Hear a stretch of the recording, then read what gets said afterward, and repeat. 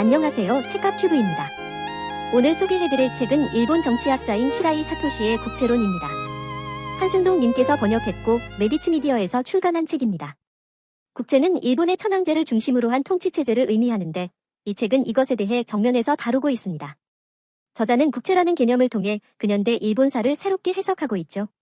저자는 국채를 크게 전쟁 전과 전후로 나눠 설명하고 있어요. 전쟁 전 국채는 천황 중심의 체제였죠.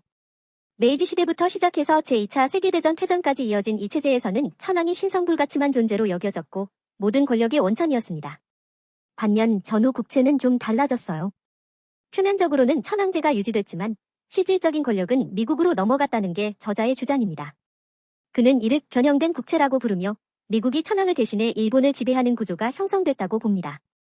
재미있는 건 전후 국채를 국화와 성조기의 결합이라고 표현한 거예요. 국화는 일본 황실의 상징이고 성조기는 미국을 대표하죠.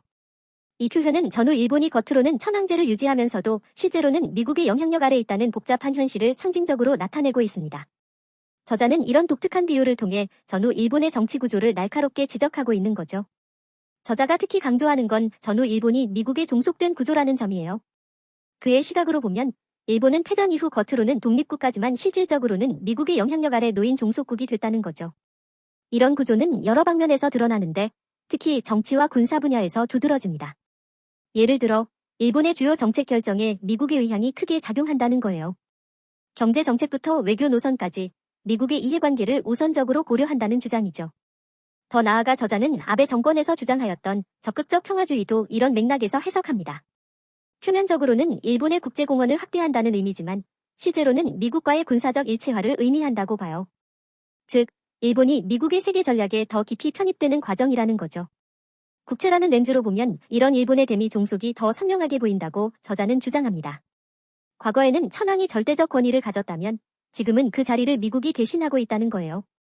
물론 형식은 다르지만 본질적으로는 비슷한 구조가 유지되고 있다는 주장이죠. 보통 전후 일본의 경제 발전을 긍정적으로 평가하는 게 주류인데 저자는 전혀 다른 해석을 내놓고 있거든요. 일본이 전쟁 책임을 제대로 인정하지 않은 채 미국에 종속돼 영속적 패전 상태에 빠졌다는 거예요. 또한 일본의 우경화나 역사 인식 문제도 이 국채라는 틀로 새롭게 이해할 수 있다는 것이 저자의 주장입니다. 꽤나 도발적입니다. 하지만 저자는 이를 통해 현대 일본 사회의 모순을 날카롭게 지적하고 진정한 독립과 주체성 회복의 필요성을 역설하고 있습니다.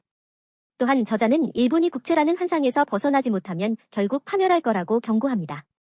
현재의 정치 구조와 대미 종속, 역사 인식 등을 근본적으로 바꿔야 한다는 거죠. 책값 벌기 위해 시작한 유튜브, 이렇게 된 김에 구독과 좋아요, 알림도 부탁드립니다.